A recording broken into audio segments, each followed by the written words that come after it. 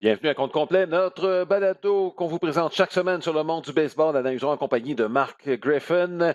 Et cette semaine, on va s'attarder sur les choix, on va s'amuser cette semaine sur les choix des amateurs et bon, des directions du baseball majeur quant aux joueurs qui seront au match des étoiles, qui participeront ou non.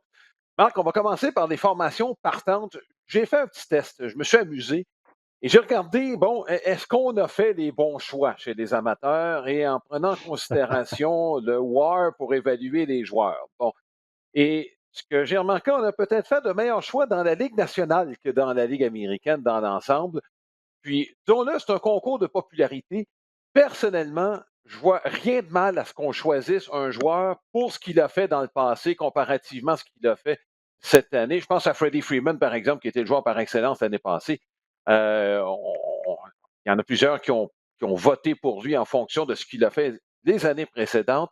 C'est un match pour faire plaisir aux amateurs. Personnellement, moi, je n'ai aucun problème à ce qu'on choisisse des joueurs, en autant qu'ils produisent un peu cette année, là. Mais moi, j'y vois pas de problème. Ben, je suis d'accord avec toi. Tu sais, il y a Chris Bryant qui est un exemple, parce qu'il connaît un bon début de Mmh, saison. Là, il a de la difficulté. Mike Trout, qui a joué à peu près la mmh. moitié des matchs seulement. On connaît évidemment l'historique. La seule chose, Alain, c'est que il y a des joueurs qui connaissent leur meilleure saison de leur carrière.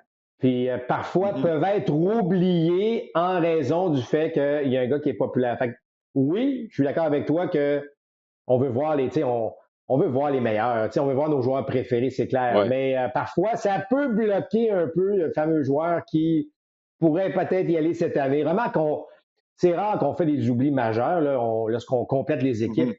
On est en mesure là, vraiment de combler ça, mais ça reste un vote populaire. C'est bien correct comme ça. Mmh. Ouais, et je regarde, bon, les choix qui ont été faits, quels sont ceux qui sont justifiables de la part des amateurs. Je vais commencer par la Ligue nationale et là, je fais référence au WAR. Il n'y a personne qui va remettre en question le choix de Fernando Tatis, tu comprendras, là. Et comme voltigeur, ben, Acuna, Castellanos, même Arenado. Écoute, Arenado est deuxième derrière Manny Machado. Tu ne te tromperas pas de ce côté-là. Freddie Freeman, on a mentionné la raison pour laquelle il est là. Bref, il y a peut-être Adam Fraser qu'on pourrait remettre en question, mais il a une bonne saison. Il a été voté par des partisans. Écoute, si on avait pris selon le WAR, on aurait eu un avant-champ composé pratiquement de 3 joueurs des Padres de San Diego avec Jake Cronenworth, ce qui donne une idée, je pense, de la qualité de l'équipe des Padres. Ouais, absolument.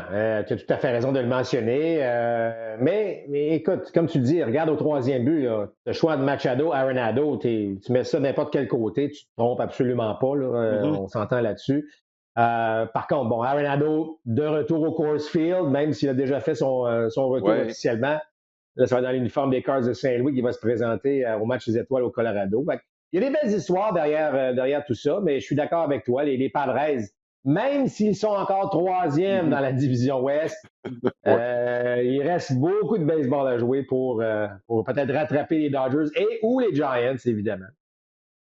Est-ce qu'il y a des joueurs qui, je vais on va y aller avec la Ligue nationale, il y a des joueurs là-dedans, bon, je ne sais pas, soit des oubliés ou des joueurs là, bon, que sur lesquels tu dis, bon, peut-être j'aurais choisi un tel, il n'y a peut-être pas d'affaire Pas, là. pas, Est-ce qu'il y a des. pas cette année, Alain, parce que tu sais, je regarde, bon, Ouais, justement, on parle des Giants, là. Bon, il y a certainement des gars responsables. Puis je suis content de voir qu'un ouais. Brandon Crawford, que tout le monde pensait peut-être que ses meilleures années étaient derrière lui. À la limite, les gens pensaient peut-être même qu'on allait tenter de s'en débarrasser d'une manière. C'est un gars qui prend de l'âge, un joueur d'arrêt court. Écoute, je suis tellement content que ce gars-là, ça, c'est des beaux exemples de gars qui reviennent fort cette année, qui soutiennent leur équipe d'une manière extraordinaire. Et évidemment, tu sais, on leur donne cette petite tape dans le dos là, en se présentant au match des étoiles. Moi, je trouve ça fantastique. C'est des belles histoires. Oui, oui. Et Buster Posey, d'ailleurs, je pense, est l'image avec Crawford là, de cette, cette saison remarquable des Giants de San Francisco. J'ai soulevé quelques noms de joueurs qui ont peut-être été oubliés. Celui qui vient en tête de bon, j'ai mis un lanceur, des joueurs de position, Ligue nationale toujours, Wade Miley, des Reds de Cincinnati. Écoute, il y a toute une saison avec les Reds. Si les Reds sont là, c'est parce que leur personnel de lanceurs partants font un travail admirable. J'aurais aimé ça qu'ils soient là. match en point ni coup sûr cette année. Et parmi les joueurs de position, les 2 meneurs pour le War qui ne sont pas là. Je trouve ça dommage parce qu'il y a un gars des Rockies du Colorado, Ryan McMahon, dans le groupe. Et l'autre, ça aurait été le fun de le voir. Ça aurait été le fun de voir dans le concours de coup de circuit, c'est Tyler O'Neill des Cards de Saint-Louis. Ce sont les 2 joueurs de position qui mènent le War sans être invités au match des étoiles. Je trouve ça dommage que ce soit les 2 noms pour nous qui vont faire le match des étoiles. Je trouve ça dommage que ces 2 gars-là ne soient pas là. Tu as raison. Par contre, on enlève qui, par exemple? Alors, tu Ah oui, regardes la liste des c'est ça. voltigeurs, bon, on a ajouté Mookie Betts, on a ajouté. Alors, tu dis, est-ce qu'on enlève Mookie Betts pour mettre Tyler O'Neill? Est-ce qu'on a. Fait que, Oui. dans le fond, là, tu ne règles pas le problème. C'est-à-dire que oui, tu as raison, Non. O'Neill aurait pu y être, mais là, tu en enlèves un qui aurait dû être là aussi. À un moment donné, c'est plate, mais il faut trancher. Ça n'enlève rien à ce que Mhm. Tyler O'Neill a fait. Moi, je trouve ça remarquable. Et enfin, on va toucher du bois dans le cas d'O'Neill. Il n'a pas raté trop de matchs en raison de blessures. Ouais. Chose qu'il a un petit peu, au cours des dernières années, ça, ça, enfin, il n'a pas été chanceux, là, il ne fait pas exprès pour être blessé, Mhm. mais je suis content de voir qu'O'Neill démontre son immense talent parce que c'est vrai que ce gars-là peut Mhm. tout faire. Tu sais, lorsqu'on parle d'un joueur qui peut frapper pour la moyenne normalement, la puissance, le bras, bonne fibre rapide, bon gant en défense, c'est un excellent joueur de baseball. Oui, et un joueur sur lequel j'aimerais qu'on s'attarde un peu, c'est Craig Kimbrell et par la bande parler des Cubs de Chicago. La relève des Cubs a été exceptionnelle. On va enlever ce qui s'est passé au cours des 2 dernières semaines. On y reviendra dans quelques instants. Mais je pense qu'il fallait qu'il y ait un releveur des Cubs de Chicago, au moins au match des étoiles. Kimbrell a été le meilleur là, du groupe aussi. Et on n'aurait pas pensé ça en début de saison, hein, parce que chaque Non, année, lorsqu'on non. fait nos prédictions, nos analyses de saison, on dit, bon, qu'est-ce qu'on va faire avec la relève des Cubs? Comment ça va se présenter tout ça? Puis on s'est d'admettre que David Ross a fait du bon travail de ce côté-là. Ça a été un très bon début de saison des Cubs. Rappelle-toi, là, avril-mai, l'équipe Ouais. se maintenait, avait pris les devants dans la division. Mais là, Alain, c'est pas si c'est un hasard, mais depuis leur match sans point de coup sûr, les 4 lanceurs qui ont combiné un match sans point de coup sûr, on n'a pas gagné un match depuis, là. Et on frappe pas, ça va pas bien. Les saisons de Rizzo, Baez et Bryant ne vont pas en s'améliorant. Mhm. Alors, content pour Kimbrell, effectivement, du côté individuel, mais en termes d'équipe, je trouve que là, ça se garde drôlement. Et là, les Cubs auront des Ouais. décisions, Alain, très sérieuses à prendre rapidement. Qu'est-ce qu'on fait? On a 3 gros Ouais. joueurs autonomes. Je trouve que là, l'écart commence à se creuser drôlement. Là. Ouais, il en sera question la semaine prochaine. On fera le bilan de cette. Bon, ben, on a atteint la mi-saison, mais généralement, c'est à la pause là, qu'on prend un petit peu de recul là, pour évaluer tout ce qui s'est passé au cours des 3 premiers mois de la saison. Ce qu'on fera la semaine prochaine, alors que bon, le match des étoiles aura lieu au Colorado. Dans la Ligue américaine, maintenant, je regarde les partants. On n'a pas fait un mauvais boulot. C'est comme voltigeur. C'est là où on a peut-être erré. Teoscar Hernandez, là aussi, je pense, c'est pour service rendu. Et on peut dire la même chose pour Aaron Judge et, euh, et Mike Trout. Mike Trout qui est blessé. Les 3 ne figurent pas parmi les meilleurs. Même Aaron Judge qui a une bonne saison, il y en a des meilleurs que lui comme voltigeur de droite cette année. Ceci étant dit, tu regardes le reste, euh, écoute, les Blue Jays sont très bien représentés. Non seulement sont bien représentés, mais Beau Bichette est deuxième à l'arrêt-court dans la Ligue américaine pour le War.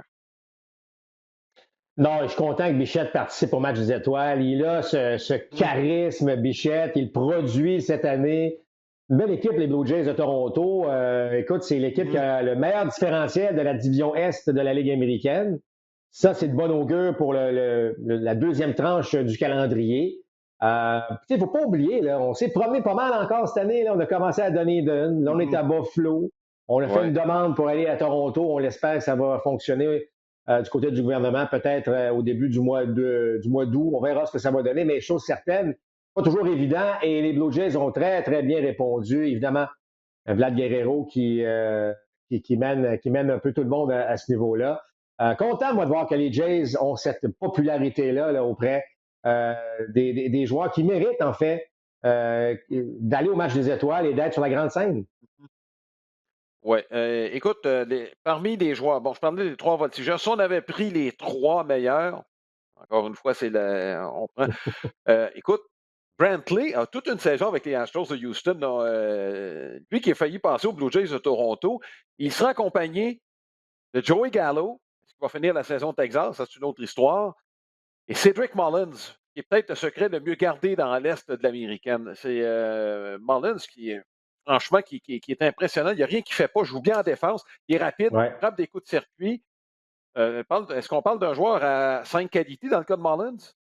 Ben, ça, tu sais, si tu m'avais demandé la même question pour la Ligue américaine, lui, c'est le joueur peut-être oublié, selon moi, dans le Mhm. match des étoiles. Mullins, il est bon. Est-ce que c'est bon? Il joue pour Baltimore. C'est pas toujours facile avec les Orioles, mais wow, quel joueur de balle excitant à regarder. Ouais. Tu parlais de Brantley également. Je veux pas qu'on mette l'emphase là-dessus, Alain, mais tu sais que là, on a un échantillon assez large bon, de tous les matchs Mhm. joués en juin. Bon, l'attaque est supérieure, les rotations de lanceurs sont en diminution, mais un des joueurs qui a profité le plus de ça, c'est Michael Brantley. Tu sais, Alain, tu sais la corrélation qu'on fait avec moins de rotation, plus de balles frappées d'aplomb, ben c'est Michael Brantley qui a Mhm. vraiment profité.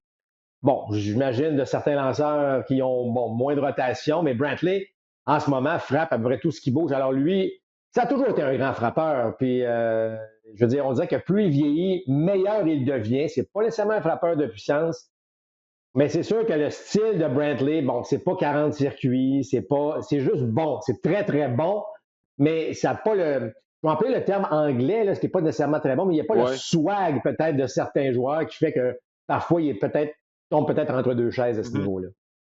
Oui, et je reviens avec encore le fameux WAR. Qui ont les meilleurs WAR parmi les joueurs qui n'ont pas été sélectionnés? Écoute, Casey Mize, chez les lanceurs des Tigers de Détroit, qui au Ouais. cours des dernières semaines va très, très bien. Bon, fallait choisir un gars des Tigers. On a choisi Grégory Soto. C'est bon. J'aurais aimé ça voir Mize qui est Ouais. arrivé avec un grand battage de publicité, je crois, première ronde. Et J.P. Crawford, chez les joueurs de position, avec les Mariners de Seattle, des Mariners qui jouent au-dessus de 500, contre toute attente, se maintiennent avec des équipes en difficulté. Je pense à Cleveland, entre autres. Dans l'Est de l'américaine, les Rays commencent à baisser. Je pense que ça va se replacer. Mais je pense qu'on. Est-ce qu'il y a une ouverture pour les Mariners? Je peux parler de Crawford, là, mais est-ce que les Mariners pourraient jouer des tours malgré leur différentiel négatif? Alain, j'ai toujours dit, tu joues 500 à la pause du match des étoiles, tu es à une belle séquence de vraiment te mettre dans une très bonne position. Tu sais, tu arrives au pause du match des étoiles, je ne sais pas, moi, tu es 45-45, tu vas chercher une séquence là, où tu en gagnes, je ne sais pas, moi, tu sais, 8 sur 10 ou tu sais, 12 sur 15, oups, soudainement, tu te retrouves à jouer là, plusieurs matchs au-dessus de 500 et là, tu te positionnes. Tu regardes le classement des équipes repêchées, il y a de la place, là. C'est pas gagné là, d'or et déjà. Donc, n'importe quelle équipe en ce moment, écoute, même les Angels jouent sur 500. Je ne vous dis pas que les Angels vont faire, mais à coup que Mike Trout revient, puis à coup qu'Otani continue de faire ce qu'il fait, et à coup que, bon, on joue peut-être 5-6 matchs au-dessus de 500. Là, soudainement, on va se retrouver dans la course aussi. Ça va être bien intéressant de voir ça, mais je ne pense pas que les Mariners vont tenir le coup. Ceci étant dit, tu as parlé du différentiel. Oui. Mais ce que tu as gagné depuis le début de la saison, il n'y a personne qui va te l'enlever. Et tu parlais des Tigers, c'est pas si pire que ça non plus ce qui se passe avec les Tigers de Détroit. On a beaucoup d'avenir au monticule. Le seul problème, c'est qu'on a un des meilleurs réseaux de filiales de tout le baseball. Mais la grande Oui. majorité de ces joueurs d'avenir-là, ce sont des lanceurs. On a très peu de joueurs de position actuellement dans l'organisation. Alors, ça va peut-être prendre un petit peu plus de temps, mais c'est loin d'être mauvais là, ce qu'on voit avec les Tigers aussi. Oui. Bon, écoute, la semaine prochaine, on va s'attarder davantage sur ce qui se passe dans l'ensemble du baseball majeur. Il y a un dossier sur lequel euh, j'aimerais qu'on parle et ça a été soulevé au cours des dernières années, c'est-à-dire surtout du point de vue des jeunes lanceurs. Là, on a joué 60 matchs l'année passée. Donc, le nombre de manches a été limité. Certains ont prétendu que, bon, faut graduellement augmenter le nombre de manches chaque année pour éviter les blessures chez les lanceurs. Bon, j'ai regardé ce qui a été écrit là-dessus. Il y a Tom Verducci, notamment de Sports Illustrated, qui a écrit beaucoup sur les blessures des lanceurs. Lui en est venu une conclusion. Je mettrais un petit bémol avant de dire conclusion définitive, là. Mais ce qu'il mentionnait, c'est qu'il fallait que ces augmentations de manches lancées d'année en année soient graduelles pour éviter les blessures. Marc, je sais que c'est un débat qui a lieu au sein de la fédération même québécoise. Comment, euh, comment je dirais, développer les bras des jeunes lanceurs. Il n'y a pas de consensus nulle part encore au moment où on se parle. Est-ce et moi, j'ai l'impression qu'on s'en va dans le brouillard présentement en deuxième moitié de saison. Il y a des équipes qui vont faire attention. Il y a des équipes qui vont être dans la course, qui vont dire: «J'ai besoin de ce bras-là». Tu t'attends à quoi dans cette deuxième moitié de saison? Bon, ben, je pense que le brouillard est un bon terme. Ça donne une belle image parce qu'on ne sait pas où on s'en va avec ça, pour être bien honnête. Tu l'as mentionné, on a joué 60 matchs, on n'a pas lancé beaucoup de manches. Les gars qui n'ont pas sauté de tour encore, ben écoute, on va atteindre les 35 départs, on va atteindre c'est une saison normale, mais à la suite d'une saison, bon, écourtée. Ça a été le débat en début de saison. Il y a plusieurs équipes qui se disaient, OK, on va peut-être partir pas trop rapidement, leur donner, bon, un certain nombre de tirs. Ça ne m'a pas semblé le cas. Dès les deux ou troisième départs, on laissait les gars aller à 100, 115, 120 lancés parfois. Malheureusement, là, il n'y a pas de réponse parfaite dans ce que tu poses. Puis tu sais, tu te dis, on nage en plein brouillard. Même la Fédération de baseball du Québec, on se pose des questions. Demandez à Claude Raymond ce qu'il en pense. Ce ne sera pas du tout la même réponse que, tu sais, par exemple, un jeune là, qui est dans le baseball actuellement. C'est évidemment à l'époque de Claude, c'est qu'on lançait, puis on développait le bras en lançant le plus possible. Bon, plus tard, on a voulu faire ce qu'on appelle des long toss. Donc, on incitait les jeunes à lancer le plus loin possible, à faire vraiment là, d'étirer le bras au maximum avant justement de faire des lancers d'un monticule pour arriver puis développer. Mais elle est où la vraie recette? C'est pas facile à trouver. Moi, je pense que c'est un hybride des deux.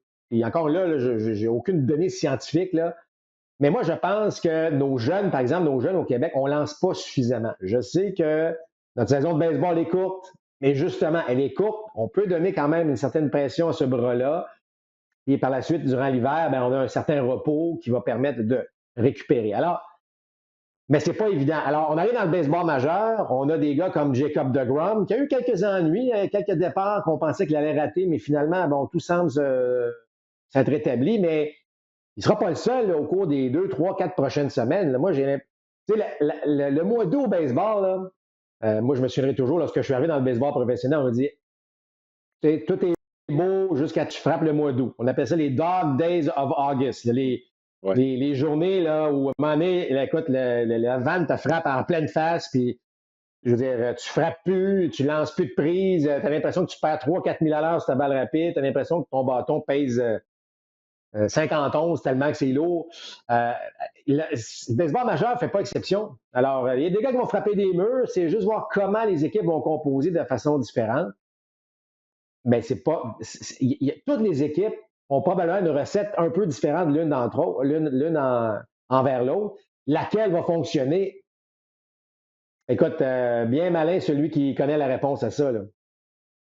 Ouais, ben écoute, les recettes, on les a toutes essayées. Nolan Ryan, à l'époque où il était avec les Rangers du Texas, lui voulait absolument faire lancer ses lanceurs le plus possible. Faut dire qu'il s'entraînait de façon très particulière et il y avait une piscine jusqu'au cou chez lui. Après chaque départ, là, courait dans cette piscine pour que son corps puisse s'adapter et revenir à la normale dès le lendemain. D'ailleurs, à son apogée, lui, il lançait aux 4 jours, pas aux 5. Il l'a fait pendant plusieurs saisons. Bon, on parle de Nolan Ryan, qui est probablement l'exception davantage que la règle. Il y a des choses, j'ai l'impression, qu'on pourrait apprendre de ces gars-là, comme Mike Marshall qui est décédé récemment. Et est-ce qu'on n'est pas un peu trop conservateur? Je ne sais pas. Moi non plus, je n'ai pas la recette. Je ne suis pas un médecin, je ne suis pas un kinésiologiste. Je n'ai pas la réponse. Je te dis juste, je trouve qu'on y va avec essai-erreur sans prendre en compte ce qui s'est fait dans le passé de bien. C'est surprenant, hein? Après autant d'années, autant de Mhm. données, on n'est pas capable encore d'arriver à quelque Ouais. chose de plus concluant. Écoute, il y a des philosophies différentes à bien des égards. Tu parlais de la piscine. La piscine, d'ailleurs, c'est une très bonne façon de faire ce qu'on appelle une récupération active. Donc, après avoir lancé justement un Mhm. départ, on pourrait aller dans une piscine, puis ça, si les jeunes peuvent le faire, là, lorsque tu es rendu à 14, 15, 16 ans, là, puis tu commences à lancer plus fort, plus longtemps. La piscine est effectivement un moyen de bien récupérer. Bon, évidemment, par la pression que l'eau donne au corps. Donc, on utilise ce qui s'est fait dans le passé, mais avec toutes ces nouvelles données, on a l'impression je sais pas, qu'on n'est pas capable de marier ça ensemble pour faire quelque chose d'un peu plus solide. Ça a été une année difficile en termes de blessures cette année. Il ne faut pas se le cacher. Beaucoup de lanceurs ont Ouais. tombé au combat. On s'en attendait, mais le vrai test, c'est au mois d'août. Ça s'en vient, le vrai test, et j'espère, parce qu'il y en a plusieurs qui ont été alarmistes en disant hey, wow, un instant, là, j'ai juste eu une dizaine de départs l'année dernière, tu en as 35 cette année. Mmh. C'est un autre niveau. Donc, la forme physique vient jouer un rôle extrêmement Ouais. important dans tout ça. Alors, à suivre, là, mais j'ai l'impression, malheureusement, qu'on pourrait avoir encore quelques mauvaises nouvelles ou des lanceurs qui sont plus capables, évidemment, de lancer avec efficacité, là. Ouais. D'ailleurs, bon, les pauvres Marlins qui viennent de perdre Sixto Sanchez pour le reste de la Bon. saison, lui qui n'a même pas lancé cette année. Opération à une épaule, on dit que c'est une opération exploratoire. On le verra. C'est fort dommage parce qu'on parle d'un des très, très bons jeunes lanceurs qu'on prévoyait voir cette année. En fait, pas le premier. Nate Pearson avec les Blue Jays de Toronto en est un autre exemple. Ça fait 2 ans qu'on l'attend chez les Blue Jays. Il n'y a pas eu d'impact encore. Là, des exemples comme ceux-là, ils sont pleins. Là. Davy Garcia avec les Yankees de New York, ça en est un autre. Bref, je me gratte la C'est tête pas une science sérieusement, puis je exacte. pense que je ne suis pas le seul. Là. C'est pas une science exacte. Et tu as vu, juste pour Ouais, terminer le dossier, rappelle-toi, pendant des années, les ouais. Angels, la façon dont on entraînait les lanceurs, écoute, tout le monde tombait au combat. À un moment donné, il a fallu se repositionner là, parce que là, tout le monde se Mhm. blessait à l'épaule. Donc, à un moment donné, ben, alors, au moins, on fait des essais-erreurs. Le problème, c'est quand on fait essais-erreurs, les erreurs coûtent très, très cher. Alors, c'est pas toujours évident. Ouais. Ouais, je n'entrerai pas. Je parlais de Nolan Ryan qui avait sa façon de faire. Steve Carlton, c'est un peu plus particulier. Je ne sais pas si tu avais déjà lu sa routine, mais lui, c'était un baril de riz dans lequel il se trempait, je ne sais pas si le terme est juste, là, mais dans lequel il mettait son bras et ben, il le promenait. Ça certains médecins diront: «Oui, c'est logique, c'est un peu la même chose que rentrer dans une piscine», c'est-à-dire que, bon, la pression est pas comme celle que tu appliques, par exemple, quand tu cours, où il y a un coup à chaque fois. Écoute, je ne dis pas à chaque équipe de s'acheter un baril de riz, là, mais toujours est-il qu'il y a probablement des choses à apprendre dans les façons de faire traditionnelles où il y avait plusieurs lanceurs qui allaient jusqu'à 40 départs par année et qui étaient capables d'avoir des carrières de 10, 15, même 20 saisons dans certains cas. Tout à Marc, fait d'accord avec toi en là, le passant. mois de juin. Tout à fait. Oui. Ouais. Écoute, Marc, ça fait un mois là, à peu près là, que la fameuse substance adhérente là, est surveillée de plus près par les arbitres. Il n'y a pas de chiffre concluant. On n'est pas revenu à un MPP à 7,50 de la part des frappeurs. Il y a certaines observations que tu as faites par rapport au style de jeu un peu, sans avoir des chiffres, mais il y a des choses qui t'ont frappé toi, au cours du dernier mois. Ben, c'est agréablement surpris de voir le nombre de vols de but et aussi le court et frappe qu'on a vu, en fait, le frappe écho qu'on a vu à plusieurs occasions depuis le mois de juin. Je trouve ça intéressant parce qu'on enterrait un peu ces stratégies-là depuis quelques années, mais je trouve ça le fun de voir qu'on revient un peu à ces stratégies-là. Je ne dis pas que la mortie sacrifice que j'ai vu un petit peu plus aussi, mais statistiquement, ça ne semble pas être le cas encore. Mhm. Mais j'aime ce que je vois actuellement. Tu sais, Alain, le baseball, on va se le dire. Ils ont manqué leur coup de faire ça en pleine saison, selon moi. Par contre, Mhm. ils avaient quelque chose. Là. Ils avaient quelque chose parce qu'Alain, Mhm. même si au niveau des statistiques, ça fait pas wow drastiquement, c'est quand même supérieur. Là, tu vas me dire, c'est peut-être de la chaleur et tout ça. Mais une chose est Mhm. certaine, c'est que les rotations de balles, les données sont en nette Ouais. diminution. Alors Mhm. ça, ben combiné, le baseball, je pense, a trouvé quelque chose, avait des informations. Encore une fois, je ne suis pas d'accord comment tout ça s'est déroulé, mais ça reste que, on voyait que les lanceurs dominaient outrageusement. Écoute, on lançait des balles à 99 000 à l'heure.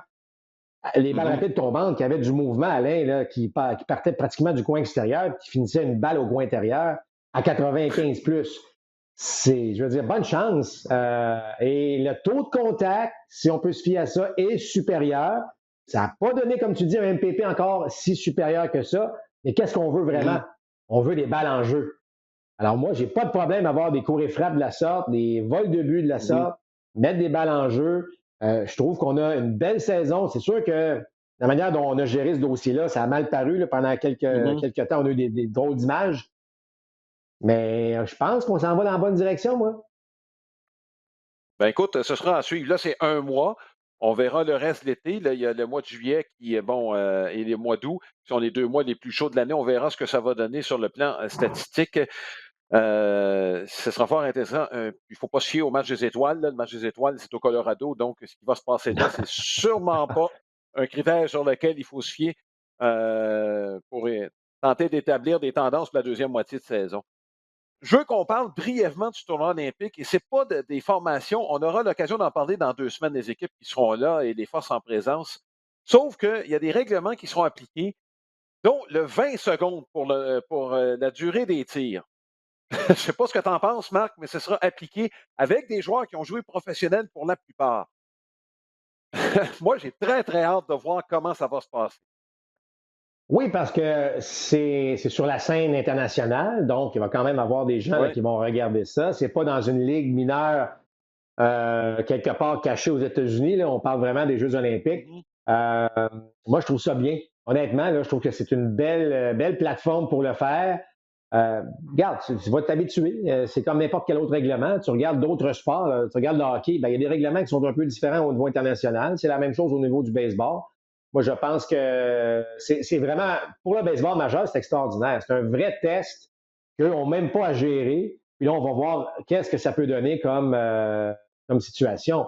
Il y a encore trop de joueurs dans le baseball majeur qui, bon, prennent leur temps. Rappelle-toi, on fait des matchs là où les partants vous donnent 6 bonnes manches, le match est un rythme vraiment intéressant, puis là, oups, on amène le releveur qui finalement, lui, bon, peut effectuer, là, peut avoir écoute, c'est du 30, du 40 secondes dans chaque tir. Fait qu'à un moment donné, t'es dans le feu de l'action, tu veux savourer le moment, mais là, écoute, le moment, il vient pas. Fait que j'aille pas ça, moi. Je trouve ça bien que le baseball international décide d'agir ainsi. Est-ce que je sais que tu avais bon, tu avais certaines réticences quant à avoir un cadran avec des coureurs sur les sentiers. Est-ce que ton opinion là-dessus a changé? Ben, je vais probablement te répondre après les jeux parce que j'ai hâte de voir qu'est-ce que Mhm. ça peut donner. Par contre, je veux dire, il faut que le lanceur, c'est une donnée qui change parce que c'est sûr que plus le lanceur prend son temps, plus le coureur pourra avoir un bon départ parce que là, à un moment donné, il y a un temps à respecter. Alors, c'est ça que j'ai hâte de voir. Comment on va contrôler cette situation-là? Est-ce que, puis là, il va falloir vérifier les règles, mais si on remet au premier but, est-ce que le cadran revient à 20? Si on effectue Mhm. un relais au premier but, est-ce que le Ouais. cadran change? Bon, il y a toutes sortes de facteurs là, qu'il va falloir vérifier, mais ça reste que. La beauté du baseball, je sais, c'est qu'il n'y a pas de cadran. Ça a été Mhm. longtemps là, une des façons qu'on valorisait ce sport-là. Et on disait tout le temps, puis encore aujourd'hui, prends ton temps avant de lancer, prends ton temps avant de t'installer. Mais tu sais, ça évolue, hein, la société évolue, tout va un petit peu plus vite. Mhm.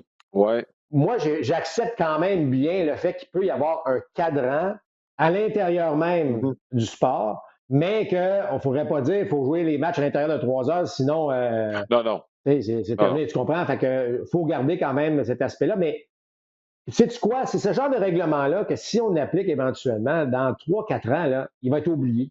Les joueurs vont Ouais. s'être habitués, puis là, on va embarquer dans quelque chose. C'est sûr que la première année, souvent, d'une règle comme ça, on fait, ben voyons donc. C'est comme la règle des 3 coureurs, des 3 frappeurs qu'un releveur doit affronter. Ben, Mhm. ça fait partie maintenant du jeu, on le comprend, puis c'est plus, on n'en fait plus de cas tant que ça. Alors, j'ai l'impression que ça pourrait faire la même chose éventuellement. Ouais, je pense que le pire exemple du baseball majeur, ce qu'on doit éviter, euh, je ne sais pas si c'était la première année ou ta deuxième année, Marc, que tu jouais, mais on avait décidé d'appliquer à la lettre le règlement de la feinte illégale et ça avait été le festival de la feinte illégale. C'était à la fin des années 80, donc je ne sais pas si c'était encore Ouais. professionnel à ce moment-là. Ouais. Ici, on avait appliqué ces règles-là au niveau mineur, mais c'était une farce. Le nombre de feintes illégales s'était multiplié au point où ça rendait le match désagréable. Oui, ben, je l'ai vécu absolument. Oui, Ben, tu sais, les lanceurs, ben oui. Mais les lanceurs, bon, c'est correct. Tu sais, tout le monde, je dis lanceurs, mais les frappeurs aussi. On cherche toujours une manière de, bon, je ne veux pas employer le mot tricher, là, parce que ce n'est pas le bon terme, mais oui, d'avoir un petit avantage. Alors, combien de fois, moi, j'étais un voleur de but, donc tu comprendras que j'avais ma concentration sur les pieds du lanceur. Mais si c'est le pied, pour un lanceur droitier, par exemple, là, imaginez que vous êtes au premier but, vous prenez un écart, ben le lanceur droitier doit lever sa jambe gauche pour aller au marbre, puis si évidemment il retire son pied de la plaque avec sa jambe droite, ben là, va aller soit au premier but ou va juste retirer son pied de la plaque. Mais combien de lanceurs faisaient à l'époque juste lever le talon droit à peine, puis là, soudainement, whoop, levait le pied gauche. Alors, tu n'avais jamais de bon départ. Alors, on trouvait que ça trichait beaucoup, les gauchers aussi. C'est une autre situation où les arbitres détestaient ça au possible à l'époque. Les arbitres, bon, tu sais, parce que comme tu dis, tout était appelé. C'était pas le fun. Tu voulais voler un but pour de vrai. Tu voulais pas forcer l'adversaire à faire une feinte irrégulière. Mais toujours est-il que ça s'est éliminé par soi-même, cette affaire-là. C'est qu'à un moment donné, le message est passé. Les lanceurs ont arrêté d'avoir un petit avantage au niveau des pauses, au oui. niveau des gestes qu'ils posaient. Puis on est reparti sur une ère où on n'en a pas entendu parler depuis 25 ans.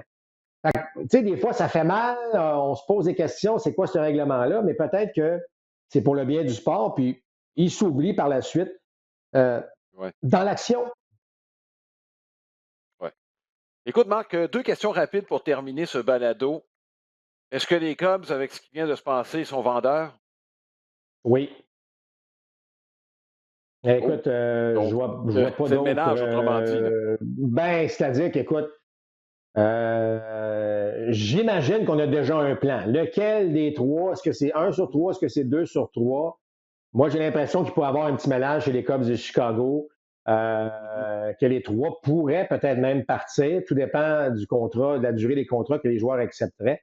Mais moi, j'ai l'impression que très certainement, il y en a un, sinon deux, qui ne seront plus avec les Cubs à la fin de la saison. Et la dernière question, est-ce que le poste d'Aaron Boone est en danger avec les Yankees? Oui, mais je dirais aussi, Brian Cashman aussi, son poste est peut-être en danger. À un moment donné, ça fait longtemps qu'il est là, Cashman. C'est lui qui a mis cette équipe-là. Les Yankees ont marqué beaucoup de points au cours des dernières années. On a atteint des objectifs à ce niveau-là. Mais on bâtit une équipe, tu sais, sur le même, je vais dire le même frame, là, c'est-à-dire que les joueurs se ressemblent beaucoup. Je ne suis pas certain que c'est la façon de faire en 2021. Il y a quelqu'un qui va payer le prix, ça c'est certain. Alain, on est quoi déjà 10 matchs et demi de la Mmh. tête. Je vous dirais que la dernière semaine avant la pause du match des étoiles, ça devient une semaine probablement cruciale pour les Yankees de New York.